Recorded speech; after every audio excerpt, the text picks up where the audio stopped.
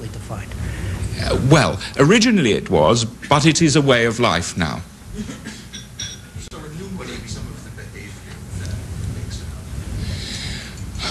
up. Well, it is gross irresponsibility, for example, with regard to children. I now, in my hospital, never meet a mother who regards it as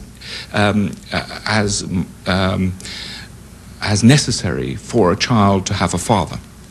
Does not believe that any father has any responsibility for his child, whatever. Of course, I certainly don't meet any father who believes that he has a responsibility to his children. You could say, well, he does that for economic advantage because he would otherwise be required to pay. But no woman believes it either. And that is a large aspect of it. There's a complete lack of interest in education. There's a lack of interest in any cultural activity. There's a living in the permanent present. There's an inability to view a life biographically. Everybody believes that his life is one set of moments lived serially without any connection with the previous moment. Life is, in fact, just one damn thing after another. So that there is a refusal to accept that life is a biography and that there can be a pattern to it and that what you did even 10 years ago can affect how you are now. These are some of the patterns I see. And I think that it is extending up the social scale, as I say. And you can even see it in fashions, for example. 10 years ago, it was inconceivable. It was very rare, anyway, for women to be tattooed. Now it's very common for women to be tattooed. Tattooed. They have themselves tattooed. Oh, tattooed. Tattooed, yes.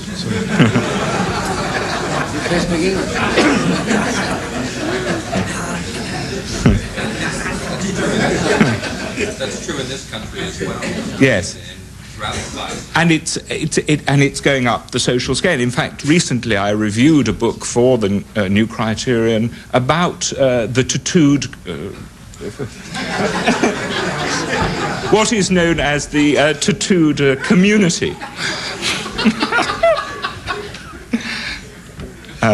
So it's. I mean, this is symptomatic, but I think it's indicative.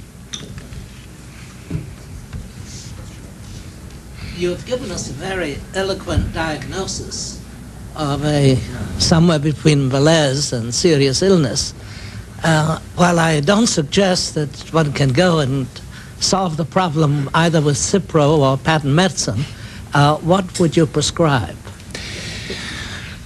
Well, I think in America you're in a much better position than we are in Britain, because in Britain we don't even recognize the phenomena.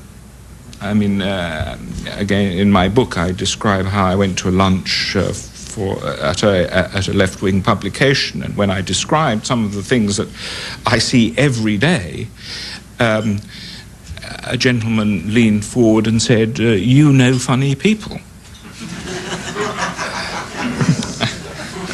And I said to him that there are more of them than there are of us.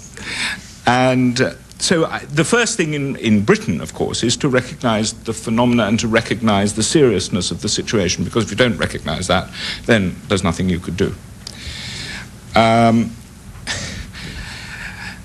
I think there is a long intellectual work to do to constantly to hammer home that it is necessary for people to be educated into a culture, that relativism is not broad-mindedness. And, of course, there are some legal prescriptions that would be possible and that would help. But I'm far from suggesting that unless that governments could alter this situation, because it is a cultural phenomenon. But nevertheless, there are, for example, in Britain, legal arrangements that I would like to see. For example, just to give you one very interesting one, I would like to see the concept of no-blame divorce abandoned. no blame divorce is a disaster, because it means that someone can just arbitrarily walk out of a contractual arrangement and for no good reason whatever, and then claim half of the assets. And this is a sovereign way to poverty for people who are not rich. I guess you may find yourself on a very thin ice of moralism. How do you avoid this tone? Because when you begin talking about tattooing, it's, in my view, much less a problem that would represent any social erosion than any others. Well, actually, it's, how can I say, first of all, I don't think you can, it is not possible for people to lead a decent life without some kind of morality. Secondly, what I'm usually saying to patients isn't all that controversial. I mean, I suppose there might be people in the world who suggest that it's a good thing for husbands or boyfriends to smash their girlfriends' heads through the window. But it seems to me generally fairly uncontroversial to say that it shouldn't be done. With regard to tattooing, it actually has much more... Sorry? I'm not... No, I'm not suggesting that you are.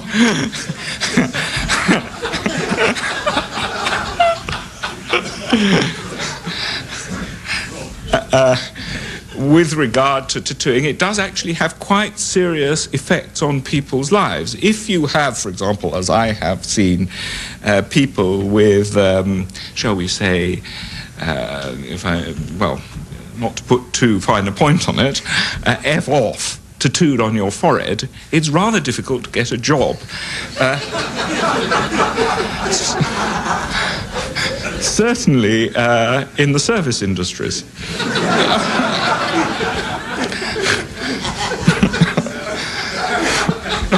Even in England.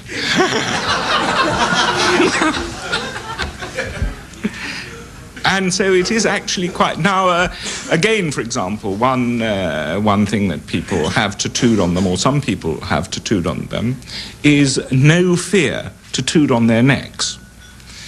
And they are usually subject to violent attacks in pubs, because, of course, it's taken as a challenge. You don't fear anything. Well, here I am, I'm going to make you fear me.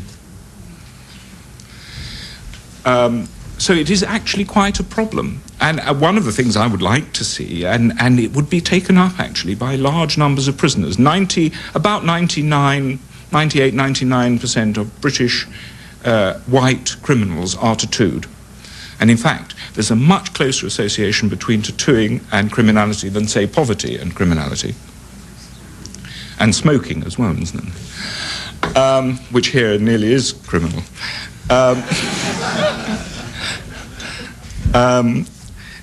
And many of these people would like to have their tattoos that they can't hide with clothes removed for the reasons that I say. It is actually telling people what they are.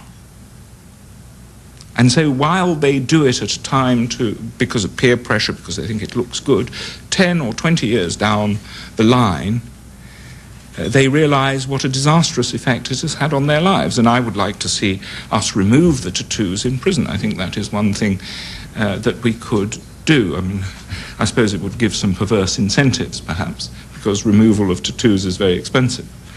But it is actually much more serious than you might think.